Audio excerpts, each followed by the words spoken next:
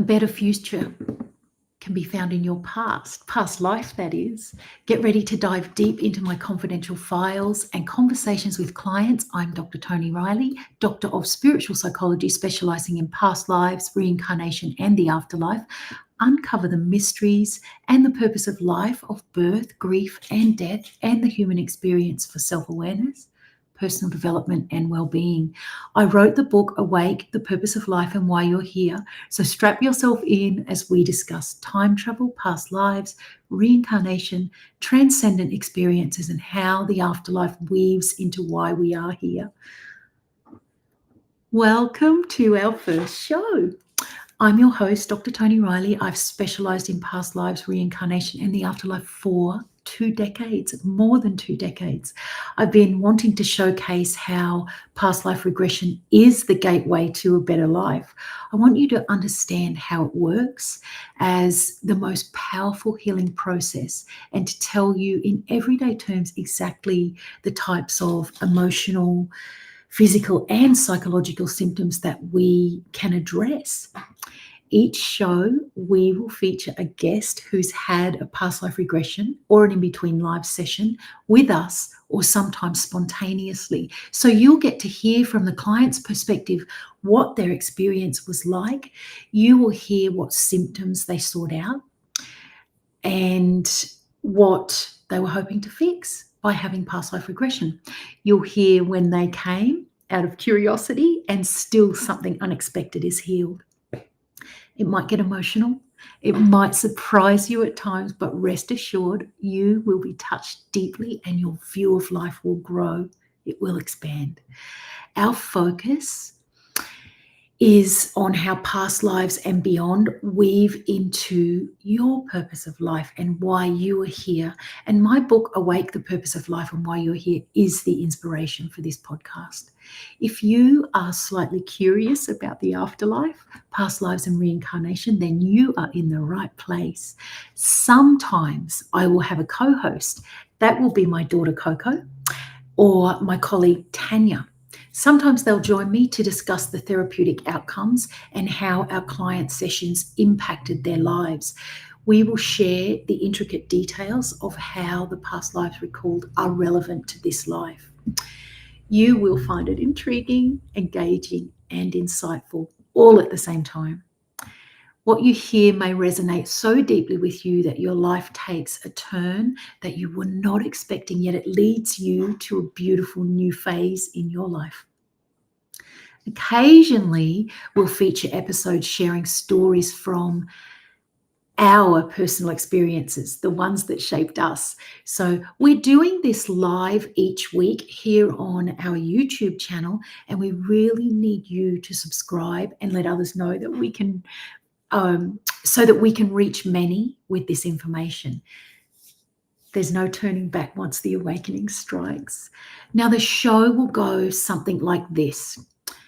We'll have an introduction to what we're going to discuss. We'll have an interview with a past client discussing their session and how it affected their life. We'll share professional insights as to how it all fits into the purpose of life. So the joy of lives or live streaming means that you'll be able to comment. So please go ahead and post them and we will look at those later.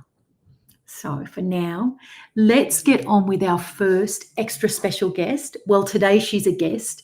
Next time she'll be a co-host.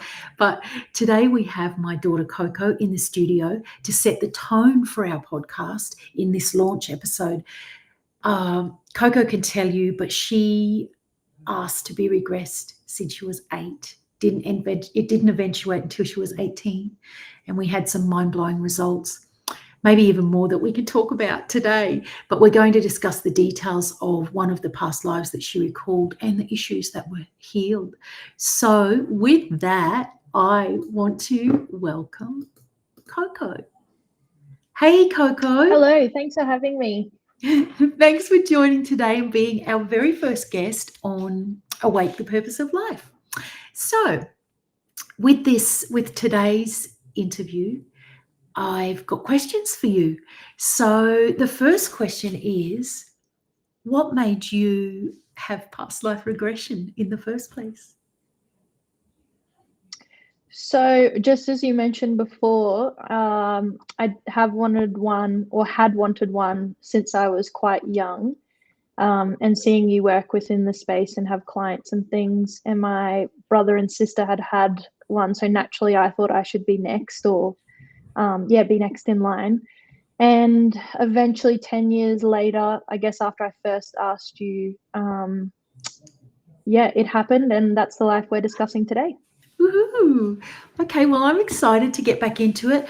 To be honest, I can still remember some of the details from it, even though it was long ago. And we've done so many.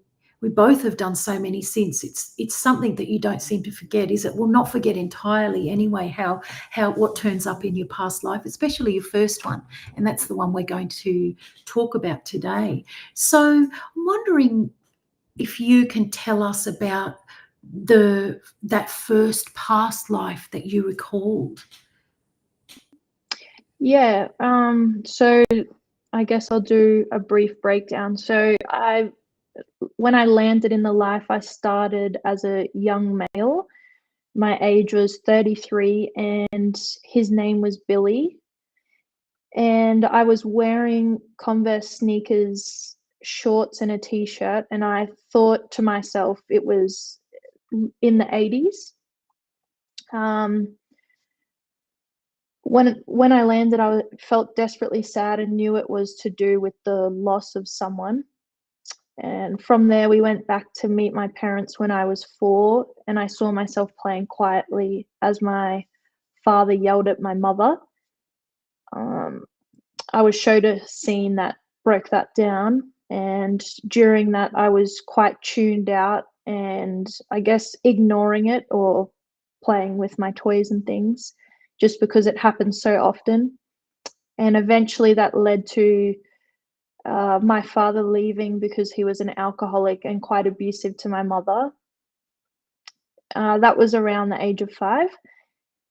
I just don't think he could handle it anymore, so he slammed the door and out he went out of our lives for forever. I didn't get to see him again.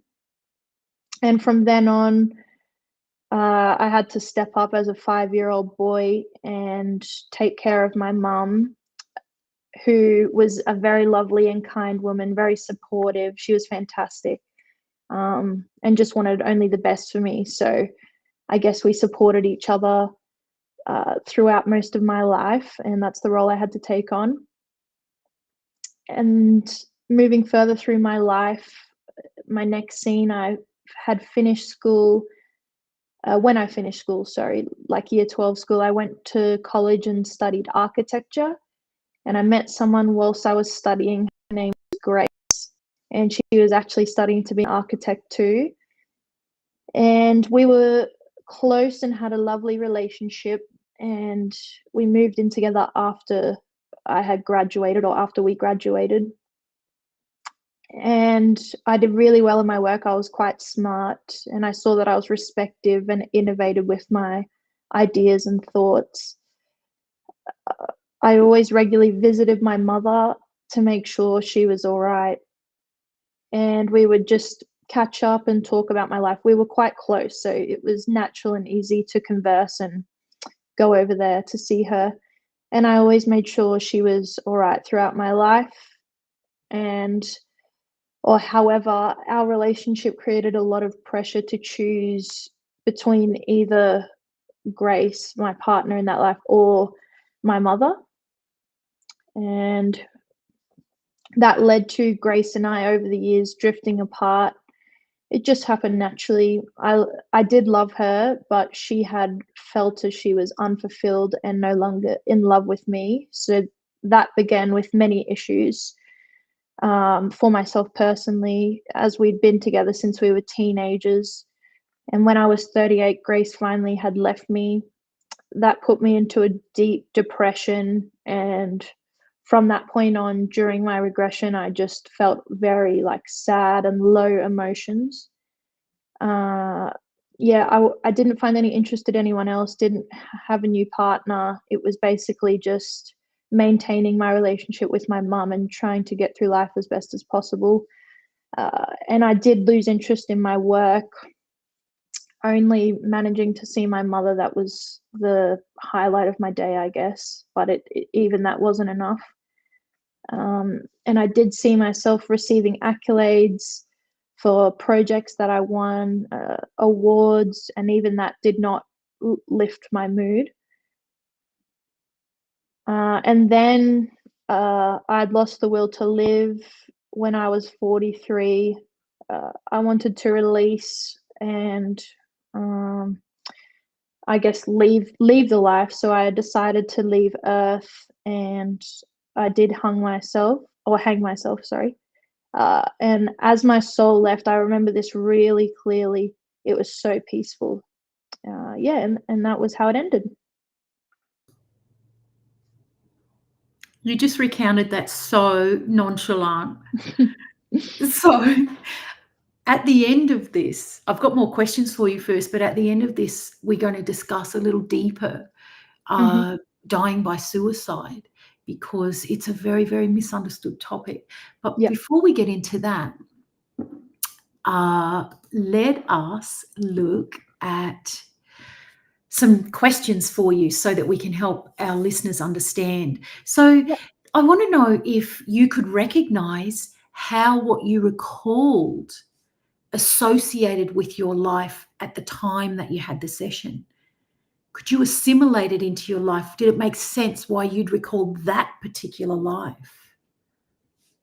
Um, yeah, I think if I remember back to it, I did go in with the intention of just whatever came up for me at the time was perfect. But upon reflection, I guess I felt responsible mainly for you, but also uh, my close family, sister, my brother, and dad, but mainly you being the focus, and then probably my sister leading. So that linked in quite well after the session. I had thought about it, that responsibility link between those closest to me. So, Coco, that means, given that our family was a split family, like Hmm. I left your dad, we had a separated family. So you felt, particularly after that session, or it was highlighted to you how responsible you did feel for me Hmm. and your brother and sister. Yeah. Yeah, and I guess it can be a real burden to carry such responsibility that's really not yours. Yeah, absolutely. And it was immediately after I came out, it was just like I was lighter. So yeah, it was a nice relieving feeling for sure. Thank goodness. Gee, and at a part of the therapy process that we do when we facilitate a regression was you get a message Hmm. from Billy. In this case, you'd been Billy. So Yeah. what had Billy said to you? What was his message to you? My message was that I am not responsible for the happiness of everyone. Yeah, right. Exactly in And those words. Yeah. yeah, and did you feel like that message resonated with you?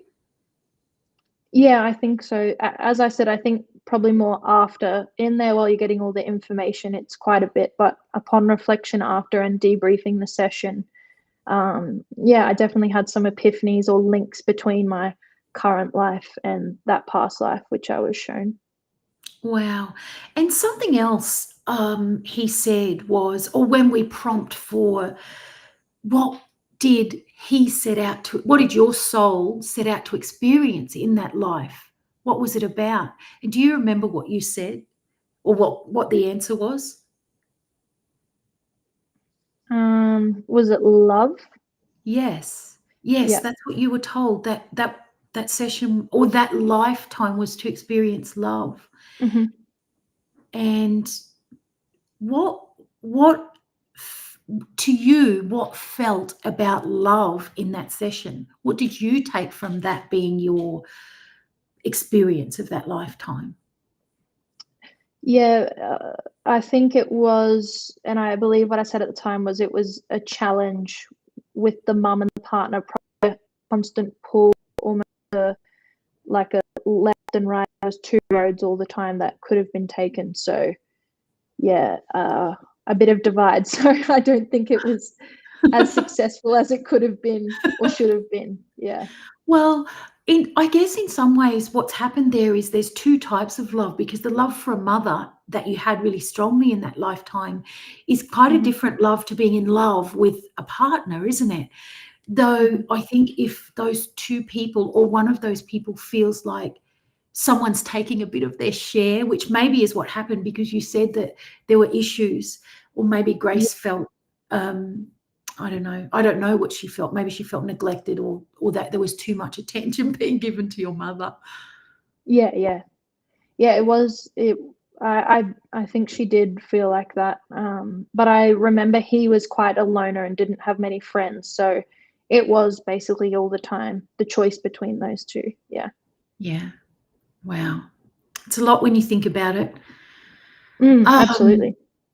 Yeah, and I think when you start realizing that these are the things that show up in past life regression, it starts to make sense what actually we're doing here in this life, rather than Mm. that our life is set for one specific destination. But I Mhm. have another question for you. Yeah. So this session was 6 years ago when you were Yeah. 18, and you're 24 now. So Mhm. it was the first of many lives that you have recalled Yeah. since. But are you already told us this? I was going to ask you if you remember how you felt after the session, and what changes, if any, did you notice? Yeah, I think I did answer that a bit, but to answer it directly, I immediately felt lighter. I think I do remember quite a roller coaster of emotions session, but I did go to two other lives, so it was quite a lot. But immediately, as soon as you're brought out and open your eyes, that moment, it just, uh, yeah, I guess it's like air leaving your body. Just you feel lighter. Uh, I guess you know the feeling when it happens, but that was the main thing. And then, yeah, the best thing was I didn't have to do anything, or I didn't have to overthink it. It just naturally had happened. Of course, you can reflect and dissect as much as you want, but there was no need to do that. And immediately I was, yeah, felt relief. Fantastic. Fantastic. That's the aim of it. That Mm. liberation, that kind of emotional liberation that is felt after a session. Gosh, I've got another question for you, and it's this. Hmm. What do you think your purpose of life is? I believe my purpose of life is at this stage to live out or play out my career as a professional football or soccer player and use those experiences to help people discover their life purpose using tools such as regression and um, our life path work that we do and many other modalities and methods that I've been taught by you. Right. Okay, that's good. I feel like you're pretty on point with knowing what your purpose is. But I guess given that you've been working in this with me for quite a long time now, Hmm. um, it's you've got a lot of insights that maybe a lot of people don't will or wouldn't have by this age, or may take them a long while to get them. Even for me, I didn't know mine until much, much later in life, Hmm. in my mid-30s actually. And in fact, then you go on to find that the purpose is a lot more than we ever thought, or a lot different to whatever we perceive. Yeah. So what you've done is, as you said, I'm going to just unpack it a little bit more, because you are a professional athlete, and there's Hmm. what's exciting to me is at this time in life we know so much because we wrote our life map. We know so much about the people who were born in the year 2000. Well, actually, it started in the late 90s where we got Gen Z. And those people are you're born in 99, so you are one of them. But just before we turn to the 2000s, and the Hmm. kids really change and they become super sensitive and super in tune. So, as an athlete, what you notice is those differences in the young people who were born from the 2000s and on. And I feel like it's so critical and blessed, obviously, that you're part of this with me or with us, with Yeah. this development of spiritual psychology, because those kids or those young people are so different, and we need to get things right for them because they just simply don't respond to coaching. I mean, in your case, you see literal coaching as in the type of coaching that footballers would do or athletes, Yeah. but even life coaching or psychology, they just don't, they're just so different to us, and they don't respond to the way that we responded. Yeah. Yeah. How have you found that in your observations? Basically exactly what you said is playing out in real time. So you can see a big division, not on purpose, just naturally due to the indifferences with their like brain capacity, their intuition, their mentality, their mindset, the old ways of thinking and doing, and kind of the old-fashioned coaching of quite demanding and um, as opposed to the new ways which the 2000s onwards want to learn things, or how they see them in their lives as very intuitive and kind of go with the flow. Whereas if you go back to the 70s, 80s, you see that it was that old way of thinking and quite forcibly, and you must do this, and something had to have a direct correlation or a direct answer, or this is yes, this is no. Whereas now the lines are blurred with the newer generation, and yeah, the times are changing. So yeah, I guess you can see that there needs to be a bridge built between the two. So yeah, some success can start being had as opposed to division, like I just mentioned. Yeah. Yeah, it's just part of the evolution of humanity at the moment, but Hmm. I think it's really interesting to be involved on the level that we are with developing psychology around it. Love it. Yeah. So, yeah, Coco, so good that you had much more of regression than the Billy life. In your Hmm. first session, I remember you had 3, Yeah. but we can talk about those other ones in other episodes Yeah. to just because they each had their own like really incredible insights for you, and Hmm. they will have even for us as to understand how this all works as Hmm. well. So but back to what you said about your purpose, you also went on to do, well, past life regression. Since you Yeah. were sitting in the back of the classes since you were a little kid, Hmm. you were born for it. Yeah. Yeah. And you also are a tremendous healer with your energy. So hands-on energy healing, incredible, or distance energy healing.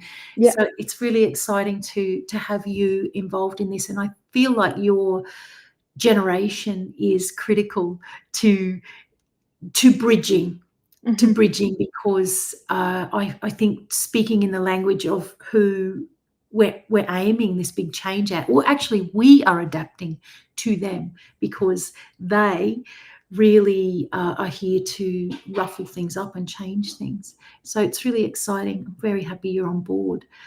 Um, one one thing I'd like us to discuss, it's almost now that I want you to switch out of interview mode and Hmm. come on back in co-host mode, because what we Perfect. will do after we interview a client each episode of the podcast, what Hmm. we'll do then is give our sort of spiritual psychology overview of what happened. And in your session, you died by suicide. So Yeah. this gives us a really good gateway to discuss that. Do you do you mind expressing your thoughts on suicide, if you had any beliefs around it before experiencing that as your very first past life? Yeah. it's hard to me to think back what I did think as opposed to now, but I do believe it has been pretty similar. I oh, let me have a think. Yeah, I think that it was, I guess, kind of as as simple as this sounds, just a meant to be thing, and not necessarily as bad and as sad as everyone makes out to be, because that person, my viewpoint was that person, they're fine, they've left, they're not here anymore. However, it's the people that's left behind, that's where the tragedy kind of is. Um, so yeah, I don't think taken too young and things like that directly affected my thoughts on it, because that person has gone and they're in fairyland or wherever they are, wherever they go. So yeah. Yeah, that's interesting. I think that um, understanding suicide is just so important now. And as you say, when people die from any cause during past life regression, and they always die, we always go to the death scene. It's that's the critical part of the session, or a Yeah. critical part of it. But a lot of people die by suicide, and no matter how they go, whether it's an accident, they die from old age, or even something unexpected happens, they are always peaceful. Yeah. The dying process is always peaceful, no matter what. And I think back to suicide, there's a lot of fear factor around it, that especially for the people who are left behind, trying to process, well, the grief. A lot of people feel guilty around Yeah. that it happened. I should have listened to them. I should have known. I should have taken notice. And that tortures people once someone's gone. But also there are a lot of people who are so scared because this person that they loved, they may have gone to hell. Of course, what we know is that doesn't exist. Every single person, no matter how they die, returns to the soul state immediately, and they're peaceful. Or no matter what life they lived. Yes, that's right. Yeah. That's right. Yeah. That's right. That's what we've learned in all these years of taking people into these realms, that basically there's no retribution on the other side, and what goes on earth stays on earth, and it stays within that actual lifetime. So in your case, Billy went through his lifetime and he chose to end it because it was a lot, losing that, I guess, that one friend other than his mom, so his partner, his friend, and that was his choice. But still, it's the way it was meant to be, as you said before. Absolutely. Yeah. So let's just briefly talk about a little bit of final wisdom. So as far as the purpose of life goes, or your mission in life, we can tell that for anybody through, we wrote a simplified version which we called Life Map, but essentially it's based on numerology. And what we can tell from someone's birth date is their life mission, their life purpose, and all of the details or characteristics of that person. So with you, Coco, so what I'm going to do here is bring this back to that past life that you saw, that first past life, so that people understand how important the information is that comes through to the individual. So what we know about you is, when we add your birth date up, that you are a number 3. In our system, we call you the performer. But what we also know is a number 3 mission is a default. One of the things that they are to overcome in life is feeling responsible for others. That is one of the main reasons for that life mission. So, and there we go. We now know that, of course, you are a number 3, and it was the basis around that first past life that you experienced. So I guess as far as a healing goes, or what changed for you, healing is such a broad term, and some things in past life regression it literally heals. Like it can take rashes away and back pain, sore legs, things like that, physical symptoms, and it can take emotional turmoil away as well. But with responsibility, it's a kind of a behavior that you're perpetuating day after day after day. So with the healing of that, have you found that just knowing that that is inherent to you, something that you're going to default to, helps you master it a little bit more and not feel as burdened by feeling responsible? Yep. And I do think a lot of that was naturally cleared after I had that life. I don't really think about it a lot, or as I did pre-18 or before that. I would think about that a lot, but even after that life and after I found out about it, and it was, I guess, a light was shunned to it. Yeah, I felt better, and I don't really think about it that much anymore. So it definitely did, I guess, just accept that it is part of my mission and what's going to happen. And yeah. Yeah, good. Thanks, Coco. So from here, I'd like to tell you, if you're interested in getting the book Awake, The Purpose of Life and Why You're Here, you can get it on Amazon.com. And if you would like to have a past life session with myself or Coco, you can go to ToniReillyInstitute.com and interesting conversation, but he'll talk about the past life that I facilitated for him to recall. So that'll be a great conversation, but that's next week. In the meantime, let's have a look at your questions or comments. We'll come and have a little respond to them. And gosh, please, guys, subscribe. And don't forget to share this to everyone, because we will come on live at the same time each week with this podcast. Let's have a look at our little messages. Yay, I can recognize a few of you here. Hello, Richard. Hello, Di. Madeline's on. So, hey, Madeline. So Madeline will have now met Coco, and she checked the email at the exact time the live started. So synchronicity, fantastic. We'll talk soon. Oh, thank you, Indecent. No, that's Pete. Now, Richard has asked, was there a hangover period afterwards? Coco, do you feel like you can respond to, Richard's question? Was there a hangover period afterwards? Short answer, no. I didn't feel like there was. Yeah.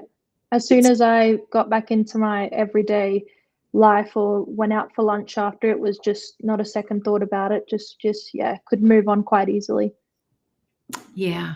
And address it only if I wanted to, or, think about it. But yeah. Yeah, that's good, Coco. It's really quite miraculous how